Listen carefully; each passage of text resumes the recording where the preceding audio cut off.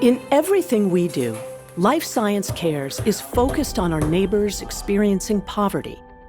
We are steadfast in our commitment to help them not only survive, but thrive. We work tirelessly alongside community-based organizations to understand their needs and how we can leverage the power of the life science industry to help our neighbors reach their full potential. Over the past few years, lives have been unimaginably interrupted. We've seen heartache, pain, and loss. But we have also seen courage and innovation, and kindness and joy. Life Science Cares is busy leveraging the intellectual, financial, and human capital of our industry, creating a more equitable and compassionate community, providing access to basic needs, access to education, and access to economic opportunity. While we never anticipated being an emergency response organization, we responded when the pandemic drove so much need, providing almost $2 million in emergency funding to keep people safe and healthy.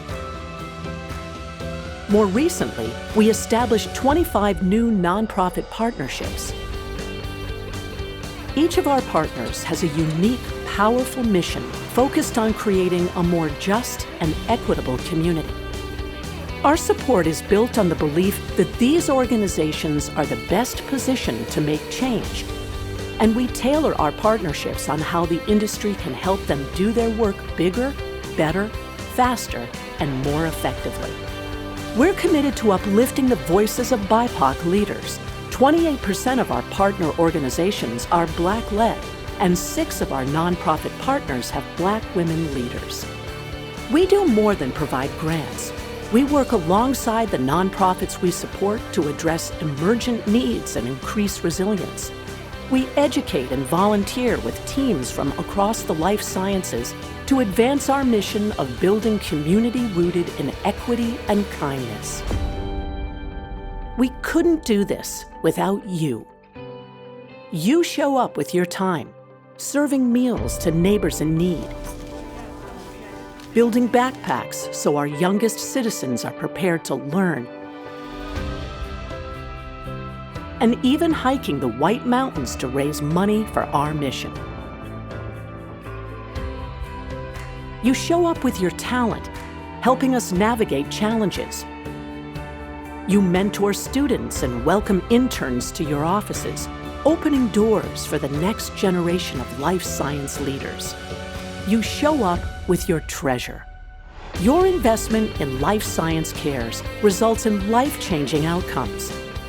This financial support from our donors and corporate partners goes beyond funding our program and our nonprofit partners, but impacts entire communities and those in need.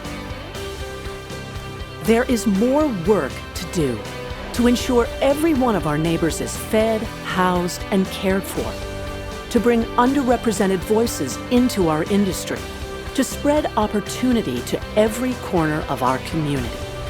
But we need you at the table.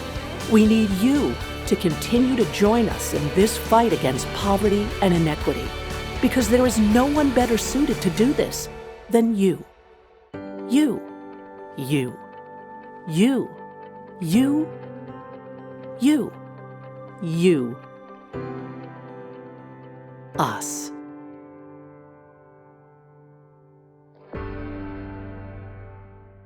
Please welcome to the stage Life Science Cares Boston President, Sarah McDonald.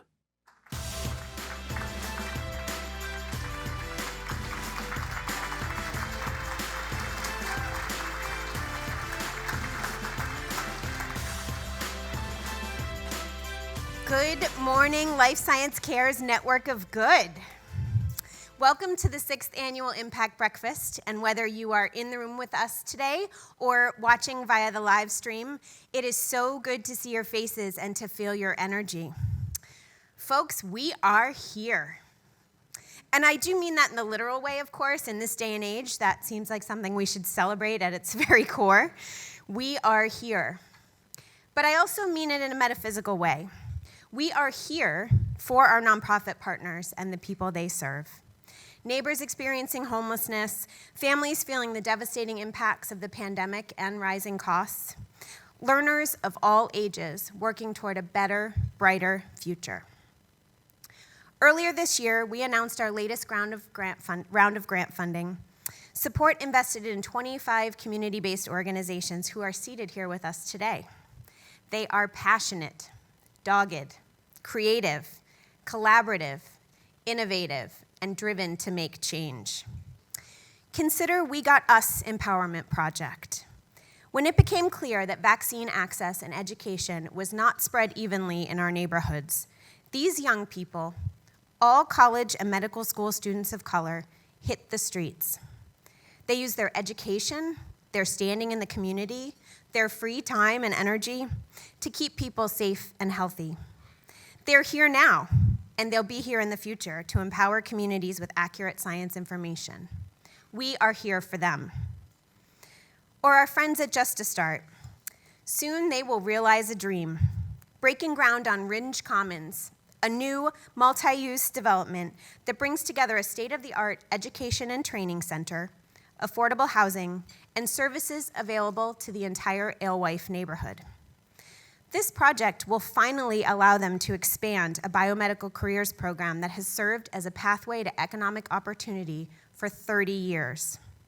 They're here now to build an equitable community where everyone can secure a solid economic foundation, and we are here for them.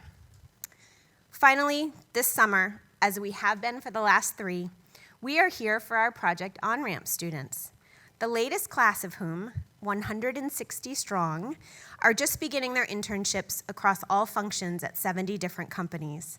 We're thrilled to welcome a few of them here today, both past and current Project On-Ramp interns with our Corval and Nemitz Group team. Thanks. Everybody make sure you meet these young people while you're here.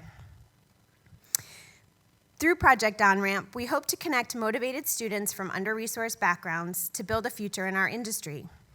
We're here to realize a more diverse and inclusive life science sector by creating opportunity and access for all. Because you and many others have stepped up and continue to step up, to show up, Life Science Cares is here. And now, we're here to envision a world without poverty and inequity. A world where all of our neighbors are fed and housed, where every single child has access to high-quality education, and where every single person has the opportunity they need to thrive. I want to take a minute to thank all of our sponsors who make it possible for us to continue to be here in the community. Thank you to our silver sponsors, EY, Sarepta, Thermo Fisher, and Vertex, to our bronze sponsors listed here, and to our friends in the room, as well as our virtual and program sponsors. We are grateful for your sustained support of Life Science Cares and its mission. I also want to take a minute to recognize the Life Science Cares team. Kelly, Bailey, Emily, Michelle, Lila, we are a small but incredibly mighty team, and this couldn't have happened without them, so we could give them a round of applause.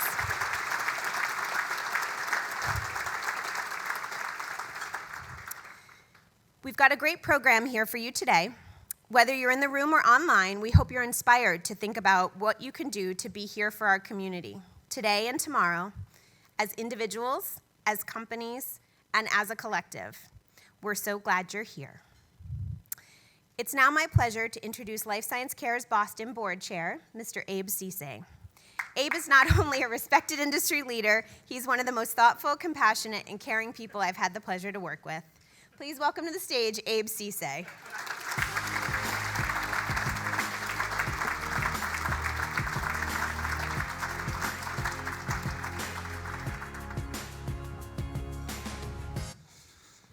Well, I have the distinct pleasure of going after Sarah and before Rob. So I'm really hoping that I don't disappoint here, because we've got 2 phenomenal people before me, and Sarah, and obviously Rob after. But it's just great to see everybody. Good morning to all those here at the Charles, but also good morning to those joining us virtually. I think each year there's no better way to start a day or a week than an Impact Breakfast. It's just a phenomenal way to start a day, to start a week with just the energy of this event. I don't want to make the folks virtually jealous, but I can say that the energy in this room is absolutely amazing. It's so great to see so many colleagues, so many friends, really here for such a special event. I think it's safe to assume that the energy we feel today is driven by the passion we have for our mission at Life Science Cares. The Impact Breakfast serves as our opportunity each year to put that passion and our commitment on display.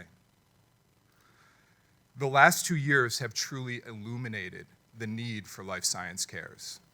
If you consider the impact of the events of the past 2 years on the community that we work in, and the community that we ultimately serve, it has been substantial. The community has been impacted in ways that we couldn't even imagine. And the impact that we've had through our efforts have really made a true difference. Truly, as Sarah said, saving lives. And as the video said, saving lives. What has been most inspiring has been you. Really the engagement and the commitment of our industry and the individuals here today. Without that engagement, we can't do what we need to for our community. At Life Science Cares, we have the goal of becoming the organizing force for community impact in the life science industry. The question is not what we can do, because we've shown that. The real question right now is how significant of an impact we can make in Boston. That's where we are right now at Life Science Cares.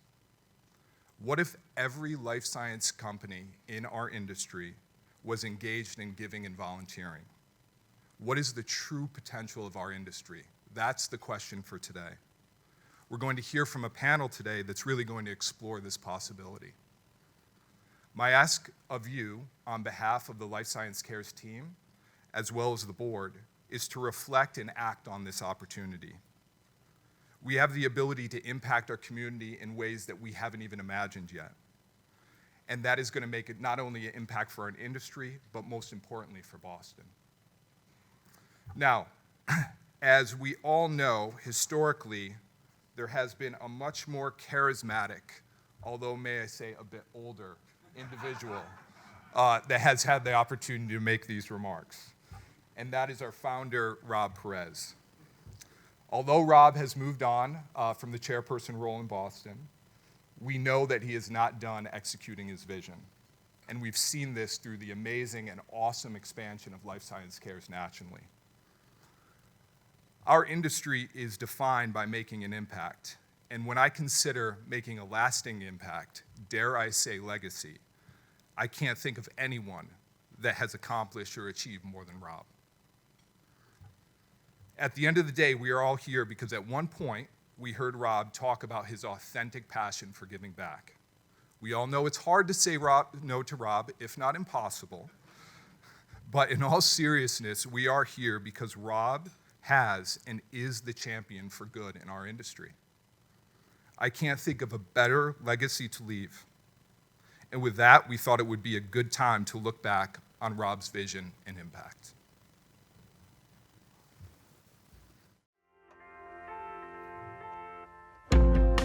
To understand the origins of Life Science Cares, you need to really understand who Rob is as a person and who he's always been. He had this sort of innate desire to leave things better than they were. His sense of conscience goes deep, that the reasons to celebrate and encourage the life sciences is about the impact, not just economically, but on the health of humankind. He wanted to get together for breakfast, sort of catch up on different things that he was doing. And during the course of the breakfast, he told me about Life Science Cares and his plans and his initiatives with it and how he was thinking about it. And it was a really exciting conversation because you could see the spark in Rob's eyes as he was explaining his passion for giving back to the community and helping fight poverty. When he called, to ask if I would support this idea he had of Life Sciences Cares. And I was honored to do so, but frankly, not entirely sure what that meant. When Rob said, we're going to fight poverty and do it as a life science industry, I just felt that was an enormous challenge. And yet Rob led the way. Generational responsibility, how you make decisions, how you create opportunities and foundations that are about a generation to come, not just the here and now. And that I think we have to be grateful to Rob for seeing and encouraging and cajoling and insisting that we be a part of. Rob's founding of LSC has really demonstrated how a leader within the community can get an entire industry together to basically take on a major social issue like poverty. I'm immensely proud of what he's done here. It's hard to put a value on the amount of expertise that life science employees bring to these various organizations that LSC supports and partners with. He has painted this vision, but it's not about him. It's about lifting up the leaders of these nonprofit partners and supporting them in doing their best work. The impact that LSC has made in fighting poverty across the community is something that Rob has really galvanized. It makes all of us proud to be a big part of it. There are hundreds and maybe even thousands of individuals who have benefited from the work and support of Life Science Cares under Rob's leadership. We're here to celebrate what's been going on in Boston, but Rob's going to propagate this all over the country where there are centers for life sciences. So this is an opportunity for Rob to just step up and to leverage the impact that LSC has across all of the biopharma hubs in the United States. I really believe that Life Science Cares will benefit our ecosystem for many generations to come. Hi, Rob. Just wanted to give you a shout out from Mick, Lauren, and I. We are so proud of you for everything you've accomplished with Life Science Cares. From an idea at the dinner table to what it is today, it's been amazing to see what you've been able to put together, Dad. And we wanted to say thank you to everyone that's been a part of this journey so far. We can't wait to see the impact that Life Science Cares has in the future. We're so proud of you. We love you. Congrats, Dad. Congrats, Dad.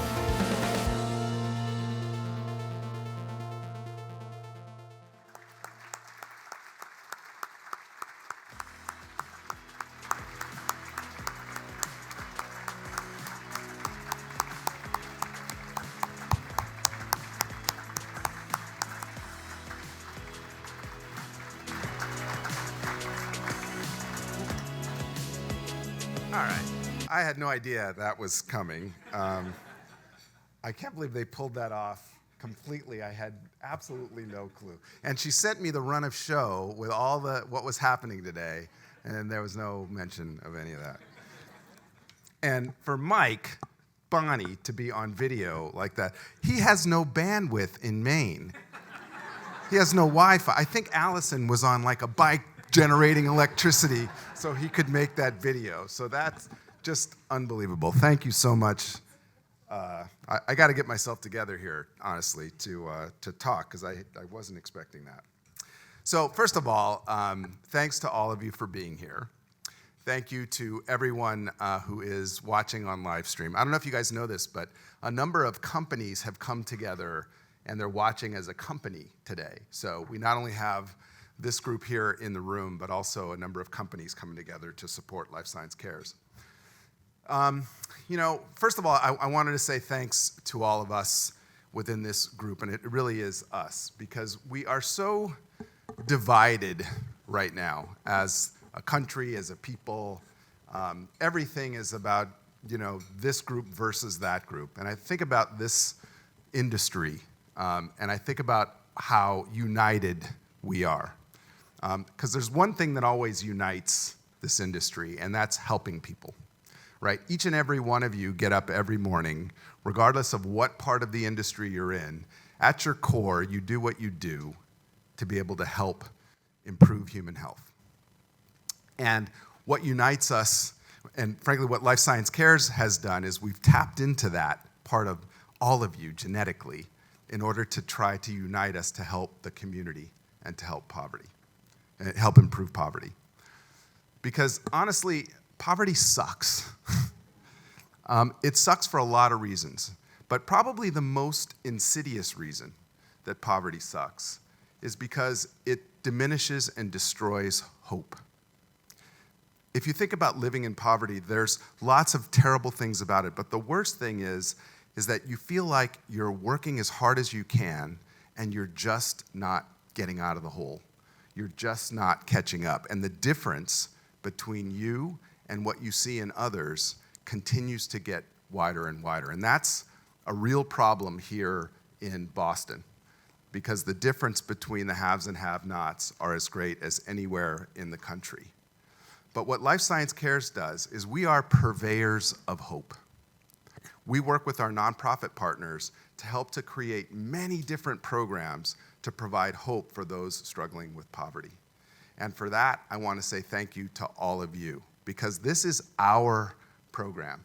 This is our effort as an industry. And because of all of you and the amazing staff we have at Life Science Cares, we are making a difference for thousands of people. So thank you, first of all.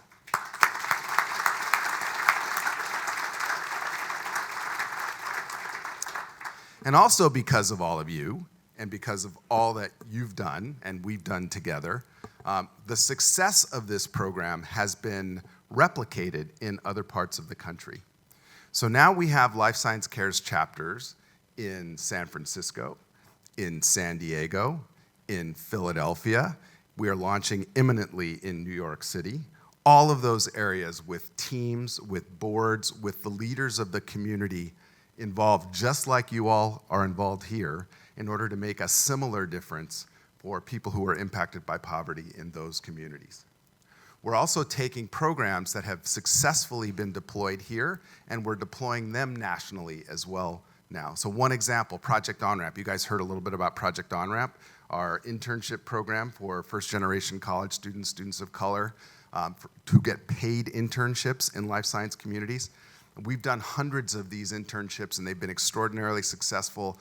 Young people who are crazy talented getting jobs. We now have a grant to be able to lift that program to do 1,000 interns across the country.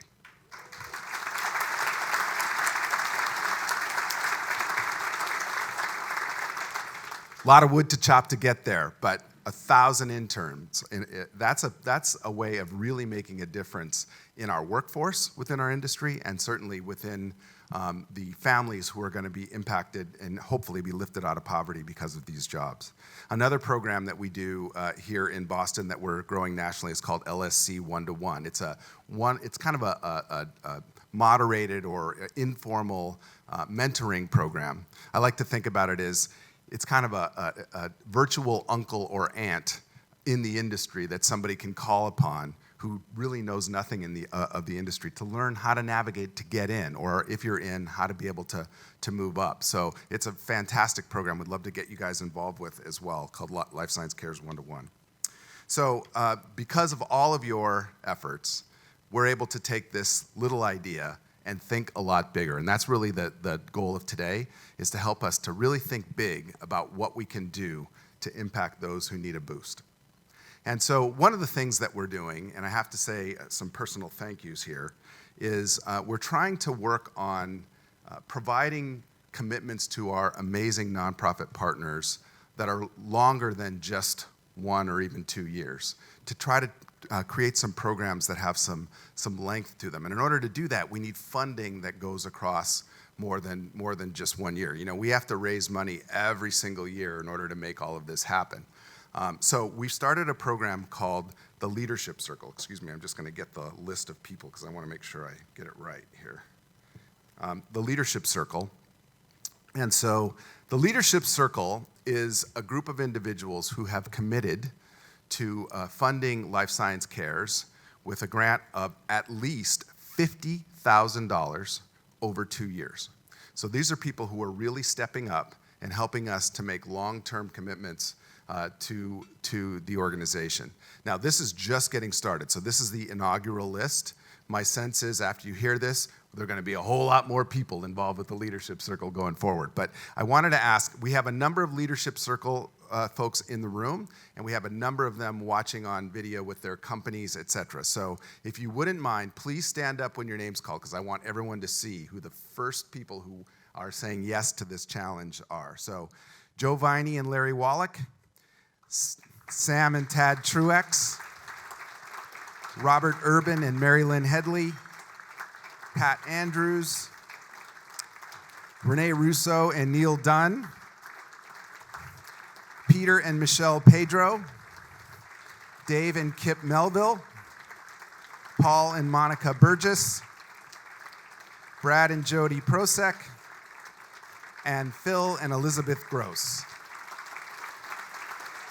Thank you all for your amazing, amazing support. And thank you for joining Chris and I in the Leadership Circle. And we hope to get many, many more of you involved in hopefully making Life Science Cares a part of your own personal philanthropy. We've proven this model works, and there is no other philanthropy that you can give to that pairs your dollars with this kind of industry energy to amplify your contribution to be able to make a huge commitment in poverty. So I hope as you think about your own individual and family philanthropy, you think about Life Science Cares.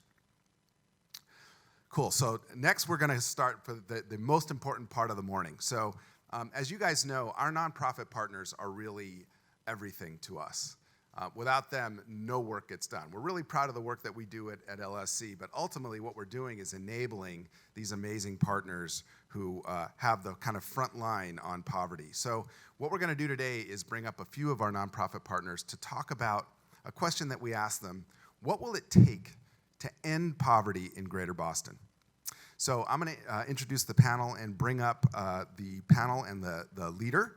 So we're going to start with Dr. Bonnie Bertolet, who's the Executive Director of Science Club for Girls, which fosters excitement, confidence, and literacy in STEM for girls, young women, and gender-expressive youth from underrepresented communities with free, experiential, community-based programs. Bonnie, come on up. We're also bringing up Sandra McCroom, President and CEO at Children's Services of Roxbury, an organization whose mission is to bring peace of mind to vulnerable children and families across Massachusetts. Sandra, come on up. We also have Dr. Jakari Simpson, Executive Director of Young Man with a Plan, where they are creating a new culture of brotherhood, respect, aspiration, and achievement for Black and Latino teens in order to help them access college, career, and life success. Jakari, come on up. And to moderate today's discussion, we have longtime LSC champion, new member of our inaugural Leadership Circle, and CEO of Seismic Therapeutics, Joe Viney. Thank you, Joe, for being here. And thank you all. I appreciate it. Thanks.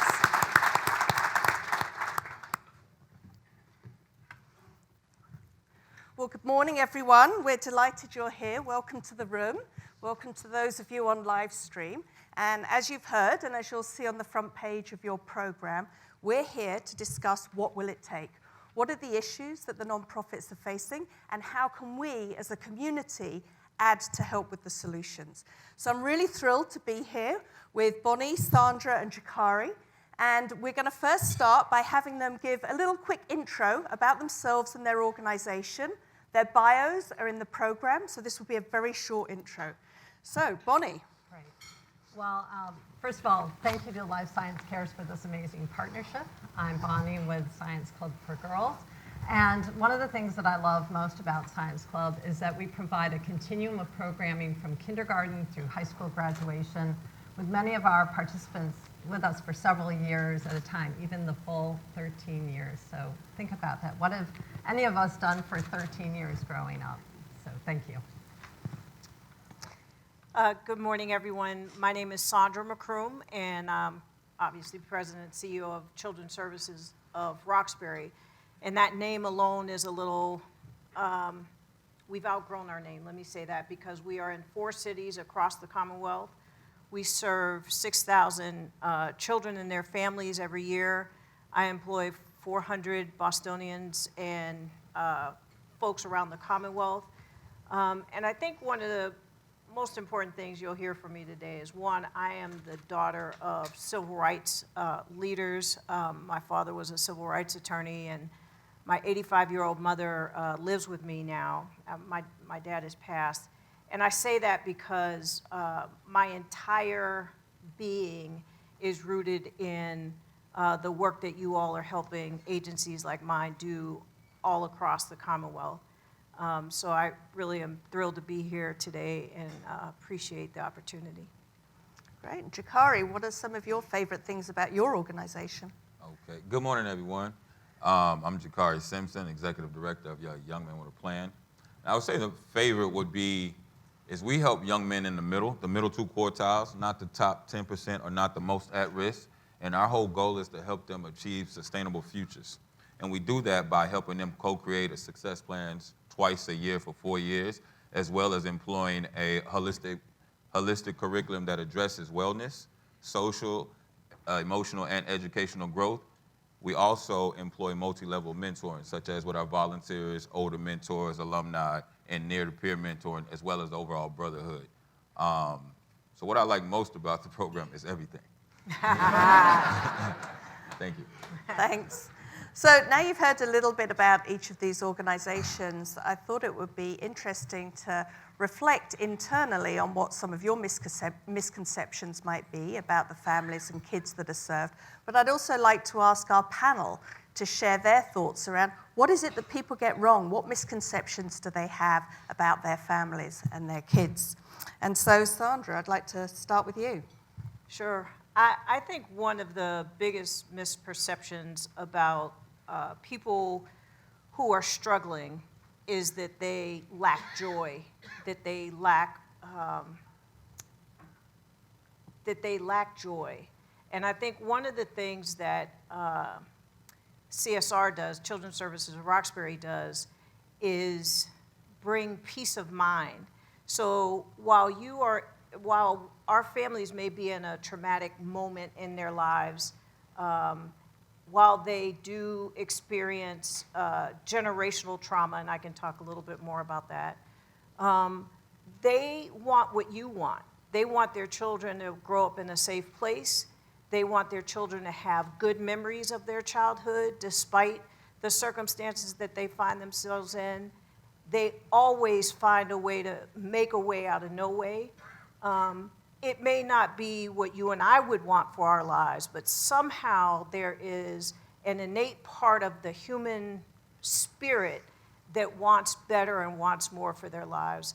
And the resiliency that it takes to do that is absolutely remarkable. And we lift that up, and not just this idea of a downtrodden community waiting for somebody to swoop in and save them.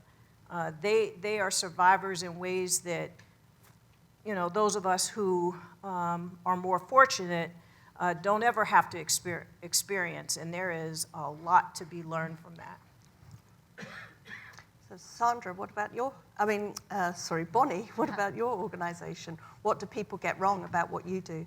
A couple of the common misconceptions about the people we serve is that girls from underrepresented communities have little or no interest in STEM, and as ridiculous as it sounds, little or no aptitude in STEM, that this is the reason for the underrepresentation.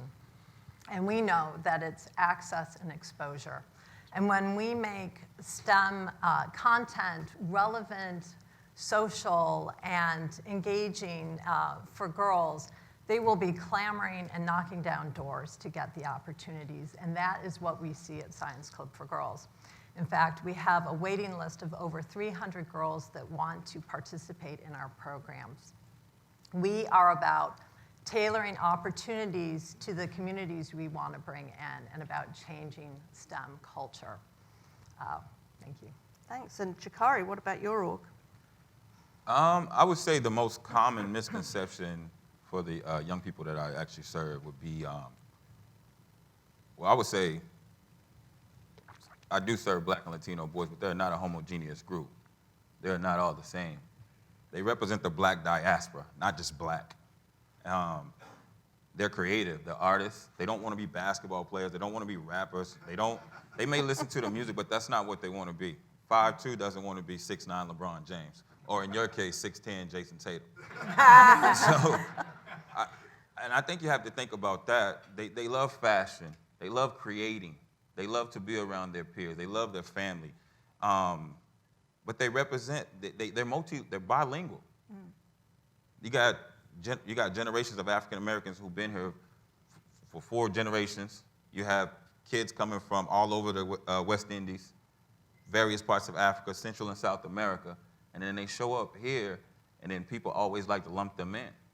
They're so different, so beautiful in their differences as well.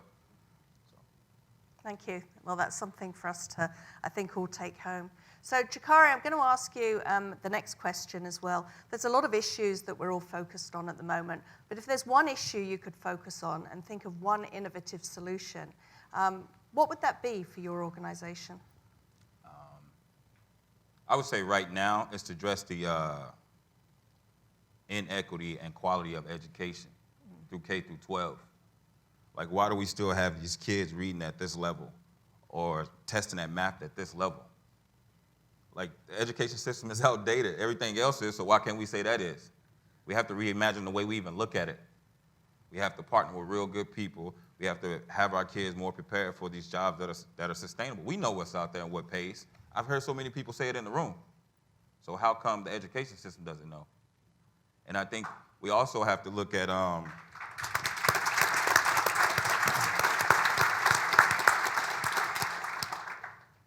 I also think you have to look at the bridge to college and make sure that's more affordable. There's so many beautiful community colleges and things out there. We have to promote those as such, as a beautiful community college, as opposed to there's a community college over there next to Harvard.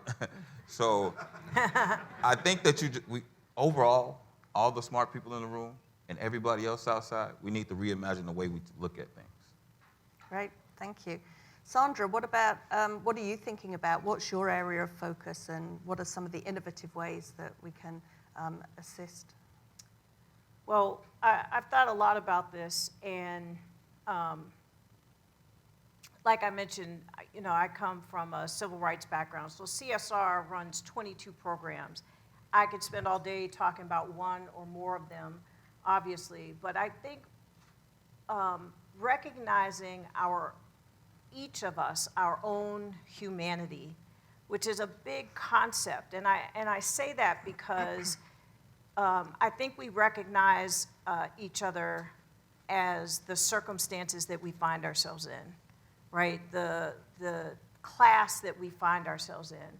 And I think until we recognize poor people not as poor people, but their full humanity, and as such, the worthiness that they have to have opportunity and reducing barriers to those opportunities. And that is across the board, from education to housing to access to mental health to equality around medical health.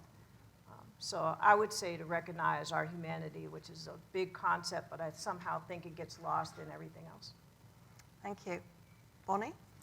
Well, I think an important next step is to bring the incredible prosperity, excuse me, and opportunity characteristic of the life science industry to communities that have been historically excluded or not participated in this industry. And, we know that STEM paying jobs are good paying jobs, meaningful jobs, and that they provide pathways out of poverty for families.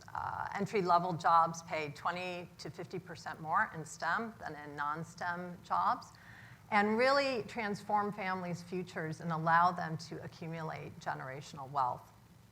If we want to increase representation in STEM, we need to really fundamentally change how we make STEM education, STEM careers more accessible and attractive to the communities we want to invite in.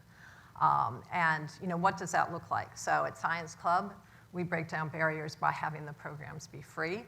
We have them be readily reached by holding them at places where families naturally congregate, like schools and community centers, and online.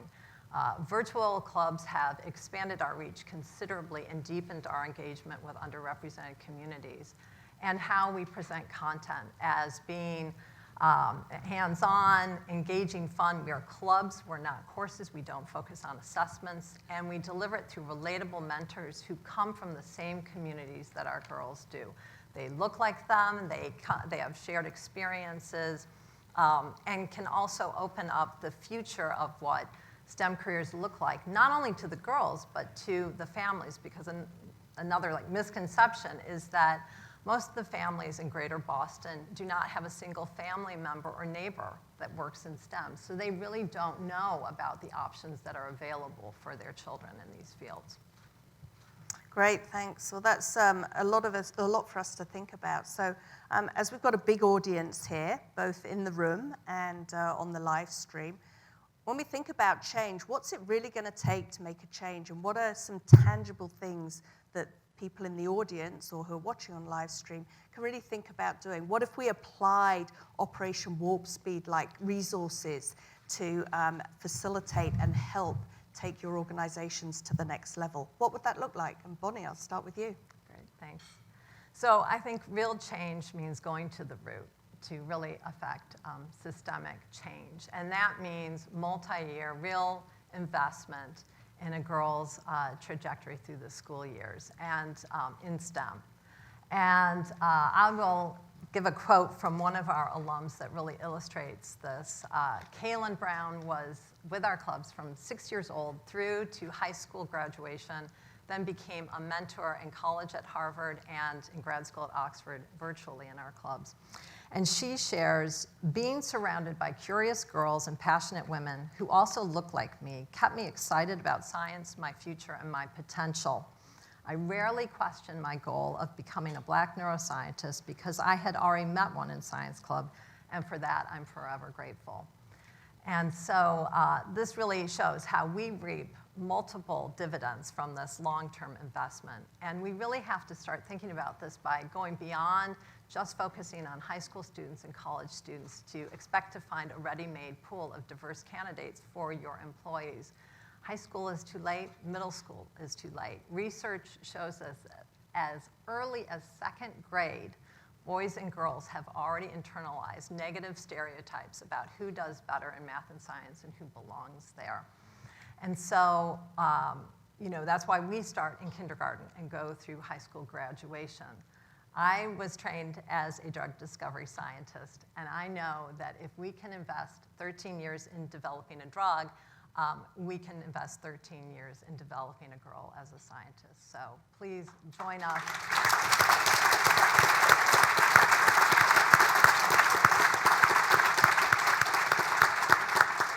I'm glad you all feel that way. So join us in our movement. So you've moved the audience here. Yeah. Jakari, what about you? What do you think the audience can do to help you on your mission? I think first we have to realize the complexities of the past and right now, and understand we can't just gloss that over. That's not just a quick fix type thing. And then we got to look at it from a systems approach. And then we got to attack it as such, in a systems approach. And we have to attack it as a group, as a core of who we are in here, and then everybody on the outside and so forth and so on. And then I also think for the young people, we have to create sustained mentoring programs for them for courses of years, and really commonly address the preparation and lack thereof, and partner with various people who are experts in their world and you're not, and then you collaborate, and you're also creating more family. The young people see it, so you're modeling what you want. You're not just speaking what you want, you're showing them. You're showing them how this is done. And then I also think with that, you have to create more bridges to good people who may not necessarily look like you. As much as I love for people to look like me to work with the kids who look like them, that's not the world. And so we need kind partners on the other end receiving these beautiful young kids who are bright and smart, but they come from different backgrounds. We got to be okay with allowing people to make human mistakes. I think you touched on it. But we have to realize that everybody in this room, as smart as we are, we're still human. Nobody's no AI, no robots. And so I think the way we look at that is attack that with such. Great, thank you. And Sandra, your thoughts? My thoughts are that to create real systemic change, it sounds so cliche and obvious, but we do have to work together. And we have to tear down our own misconceptions about where we are, who we are, and how we engage with one another. You know, I have maybe a misconception of life science and what it takes to have the careers that you all have. And you all may have misconceptions about Roxbury and that community. We have to really tear those things down and work together to create real change. And again, I keep coming back to our innate humanity and recognizing that. And I say that because a lot of people that I work with aren't convinced that they are seen in that way. You know, how can you put your knee on the neck of a man and for 9 minutes and 45 seconds and see him as human? I don't know how that happens. And these vicarious traumas that run through communities of color, whether you're Asian and witnessed and saw, you know, someone, 85-year-old woman getting beaten down, how can that person have seen her as human, right? And move beyond that. And I think the wealth inequity can be addressed in all of that, but I don't think we can even get there until we see ourselves as equal partners in this thing called life. And I can help you do that if you come to CSR, if you come and see the work that we're doing and how we're trying to transform a community. We could work together to figure that out, really. Thanks. Well, thanks for those tips, and hopefully people will be inspired to take some of this to heart. So as we come towards the end of the panel, the people in this room and the people on the live stream are what make Life Science Cares happen. So I'd like to ask each of you, starting with Sandra, what does Life Science Cares mean to you and to your organization? Life Science Cares, to me, means hope.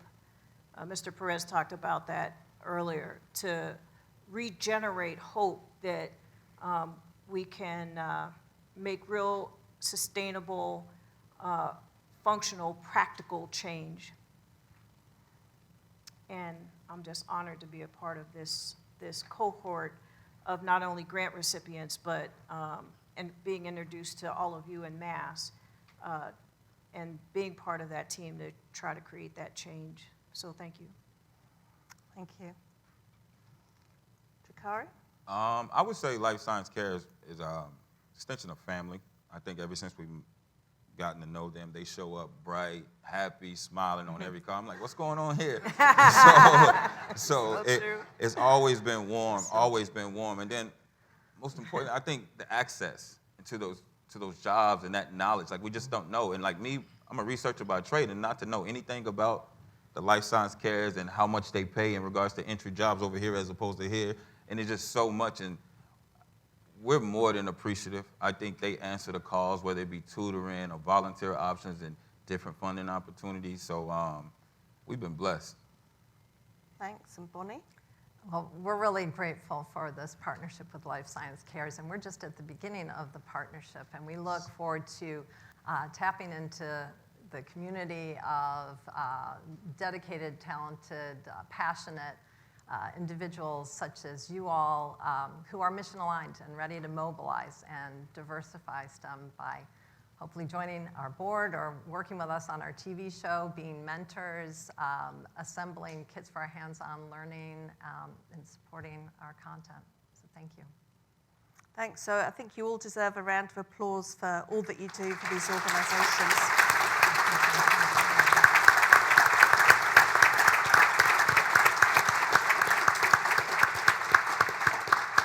So in the last 60 seconds, I'd like to ask each of you, starting with Jakari, in the theme of today of what will it take, I'd like to know what will it take for this organization to make a difference to the population you serve.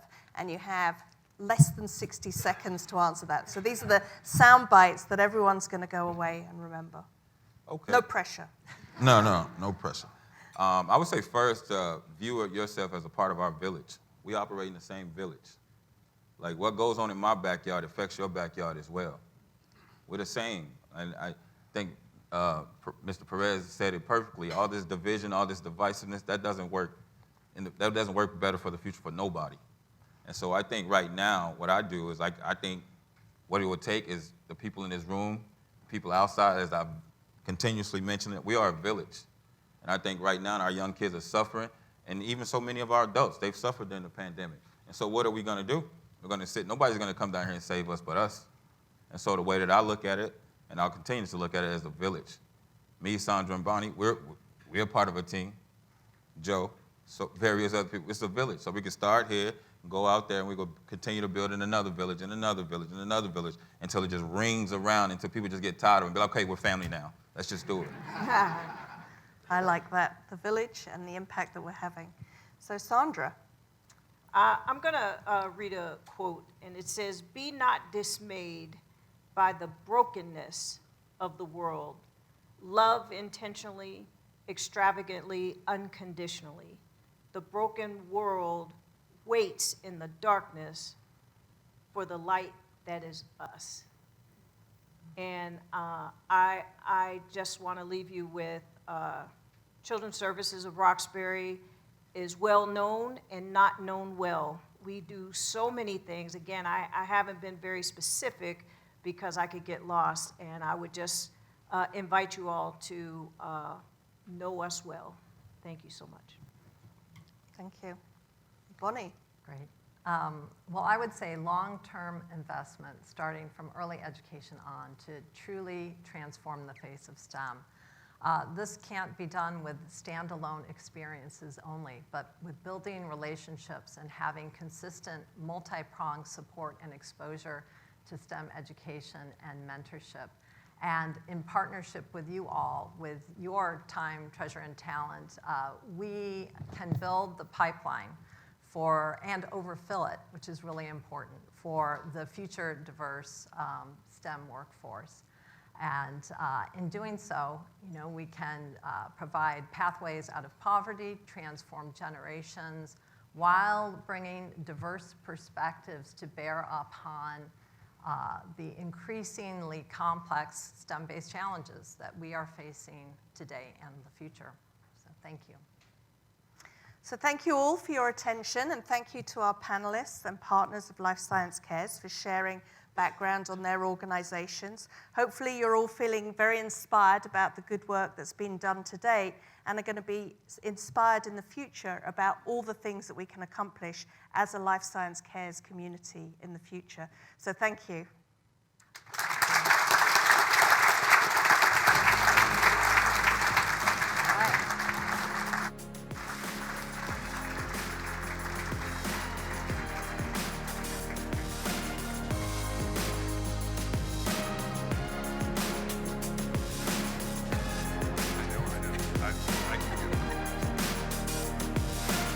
About the height differential. There's a little bit of a height difference here, so we're gonna make it work. We'll make it work. Thank you again to our panel for your comments, for your inspiration. I just have to say I am just struck by where Life Science Cares is in our evolution. And we think about systems change and these big picture impacts we want to make. And I think, as the panel pointed out, those systems changes actually come person by person, human by human. And so I just want to thank you personally, reinvigorated around this idea of a collective, and we can get to these big earth-moving opportunities and impacts. So I'm always taken aback by every time we have the opportunity to talk to one of our community partners, because I think what it does is it truly shows the impact that giving has in the community, and it also truly shows the impact that Life Science Cares has been able to have over the course of the year. So what we're really here to think about is, based on what you heard, what will it take? Exactly as Joe has said, as Rob has said, as Sarah has said, what will it take?